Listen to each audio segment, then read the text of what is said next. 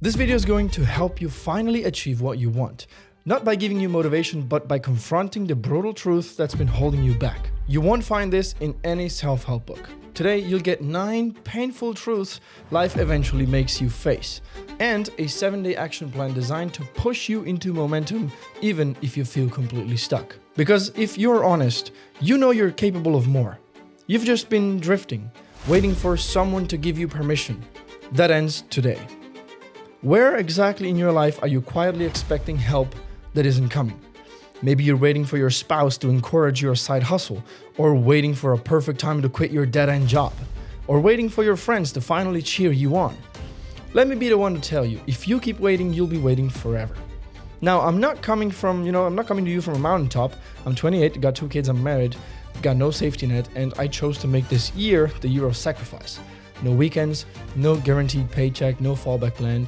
And I've learned the hard way that nobody is coming. And weirdly, that's the most freeing thing I've ever realized. Now here's brutal truth number 1. Nobody cares how hard it is.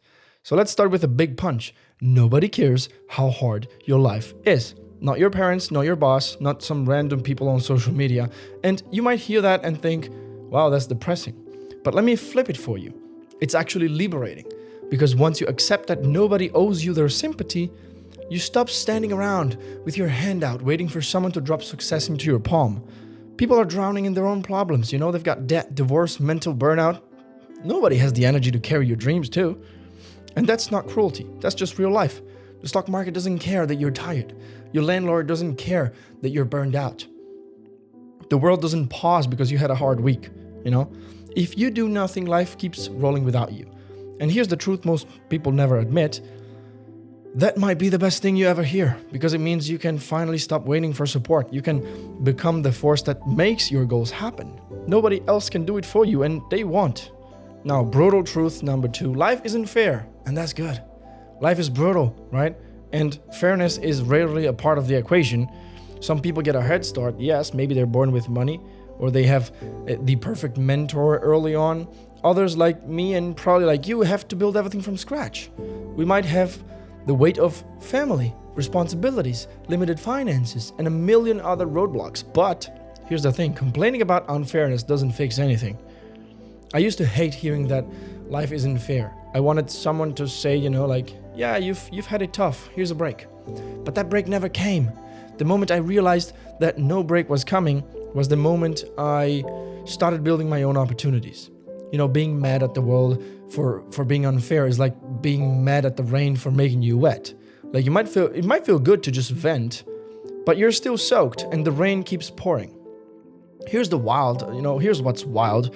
The harshness of life is actually your green light to go all in.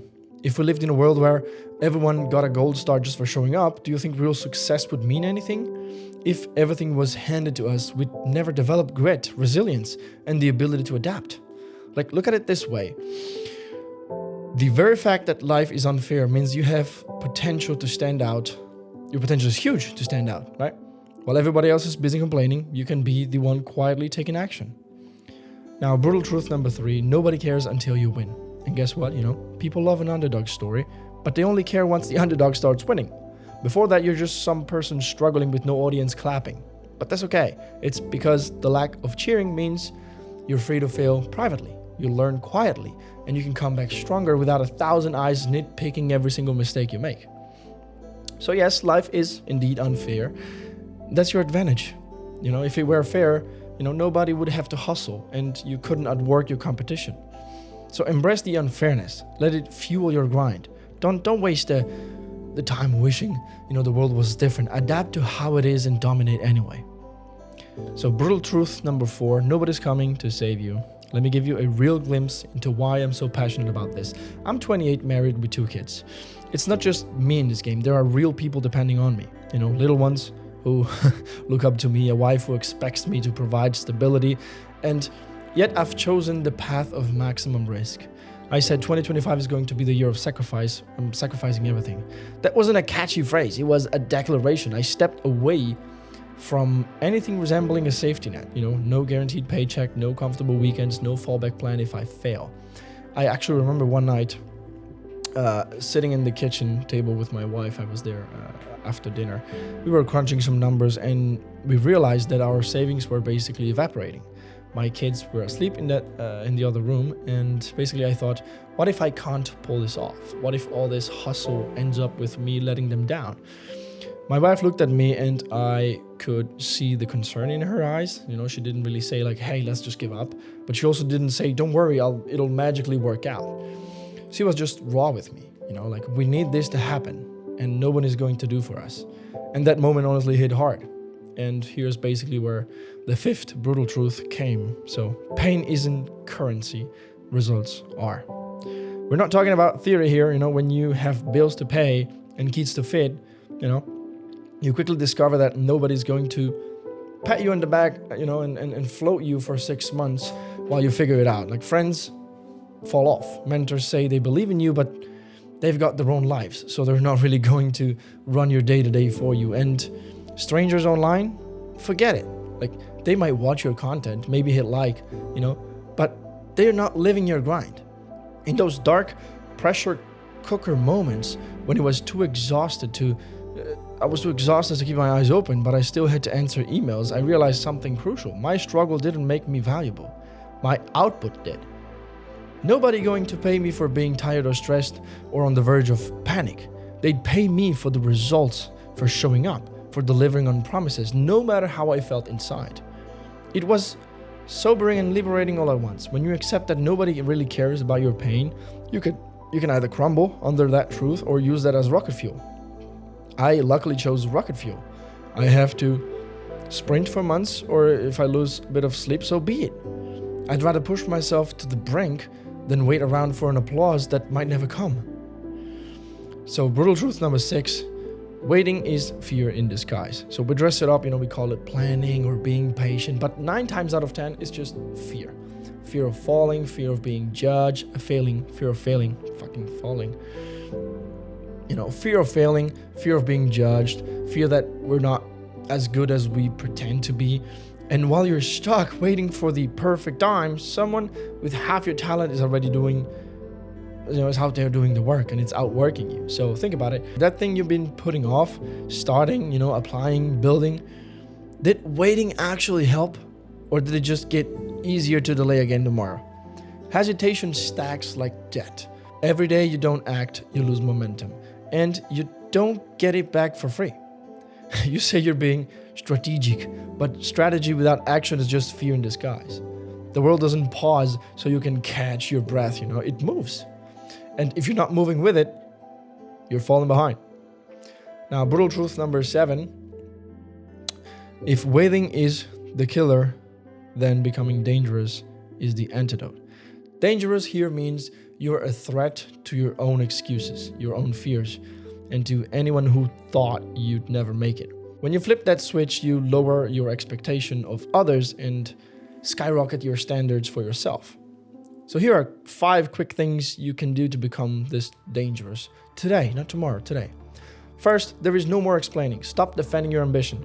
To people who don't get it, especially. If your old friends say you're crazy for grinding on weekends, let them. You don't owe them a TED Talk.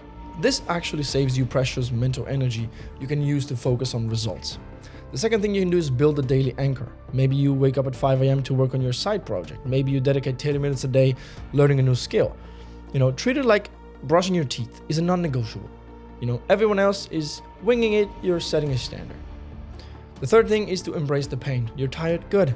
That means you're pushing limits. Fearful, perfect. That means you're about to do something meaningful. Pain and fear become rocket fuel once you realize they're signals you're leaving your comfort zone. Fourth, burn the backup plans. The more safety nets you have, the weaker your commitment. Once you decide I'm all in or all out, your urgency spikes. Complacency disappears because failure isn't just a bad day, it's a disaster. And the fifth thing, attack the biggest fear.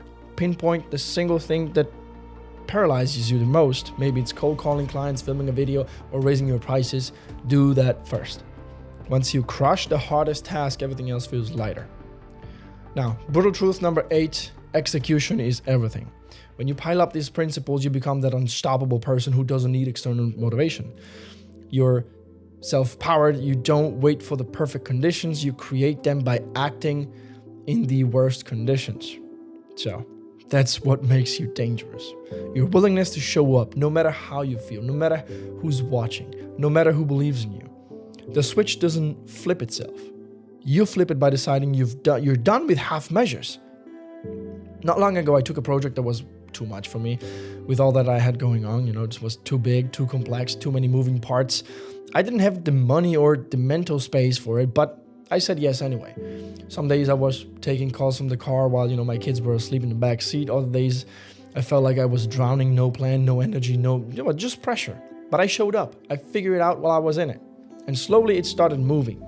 Nobody cared that I was overwhelmed. Nobody asked if I was okay. They only cared if I delivered. That's when I learned the world doesn't reward your struggle. It rewards your execution. And here's the final brutal truth of this video. Obscurity is an advantage. Now let's flip the script on being ignored. People don't see your grind. Good. That means nobody's setting expectations you feel pressured to meet. Nobody's micromanaging your progress or whispering criticism about you every move, You get to operate in stealth mode, quietly sharpening your claws. Or knives, call it whatever. And here are some of the advantages of this, basically. Like number one, freedom from expectations. With no audience watching, you can experiment, fail, and fail fast. You can pivot without 1,000 eyes on you. This is your incubator phase, make it count. Number two, the underdog energy, being underestimated can be rocket fuel. So when folks think that you're not a threat, you have the element of surprise. You can outwork and outsmart them under the radar. Number three is no external noise. Big spotlight, big expectations. By staying overlooked, you keep your head clear of expectations, spectators. Nobody's looking, no naysayers. This mental bandwidth is invaluable. One day it's going to go away. Number four, skill building in private. If your hustle is public, then you fail in front of everyone. It can shake your confidence. But if you're off the radar, you can refine your craft without the pressure of a huge audience. Number five, the biggest advantage of operating silently is that people don't see you coming. When you finally present the results, the whoa, where did this guy come from effect is real. And it can catapult you beyond those who have been in the spotlight but stagnant. So if you're upset because nobody seems to notice you or care about your hustle, consider it a blessing. You have the space and freedom to get dangerously good. By the time they realize what you're doing, it's too late to downplay your momentum. That's how you use obscurity to your advantage, by treating it as an invitation to double down, not a reason to quit. Now here's your quick 7-day action plan that I want to put together, so kind of give you a little bit of a hand. I don't want you to live this video nodding your head, but then doing fucking nothing. So here's a 1-week plan, 7 days of brutal, no excuse execution. Sorry about that. If you actually follow this, you'll have no choice but to break free from the waiting game. So day one, clarify your target. Choose a single goal you've been putting off, write it down where you can see it every day. No multiple goals, just pick one priority, something simple. The second day, break it down and schedule, So list every mini task needed to progress. Then assign each of those tasks a day or a time block. If it's in your calendar, treat it like a doctor's appointment. It's not negotiable. You can't just move it around. Day number 3, attack the biggest fear first. We talked about this before. Identify the scariest thing you have, the scariest step, emailing someone important, filming your first reel, raising your prices, whatever it is. Do that today. No debate, no pep talk, just do it. That's the only thing you got to do on day 3. Day 4 is an accountability check. You got to share your progress, maybe on social media or with a close friend. Even if you failed something, own it, This kills the urge to hide and keeps you brutally honest. It's great. Day number 5, I want you to double down. You fill any gaps from earlier in the weeks. If you missed a step, catch up now. If you're on track, add one more challenge. Send a pitch to one extra client. Record an extra video. Make it count. Day number 6 is micro-reflection. Review what you've accomplished, and where you fell short. Be truthful. Did you actually do the tasks or did you conventionally forget, Adjust your approach to finish the week strong. And day 7, lock in the next step. Celebrate briefly by acknowledging you did a fucking great thing and you're acknowledging your wins. Then decide what week 2 looks like. Are you scaling this project? Are you pivoting? Are you tackling something new? This isn't a magic pill. It's a quick framework, something simple to force you to action.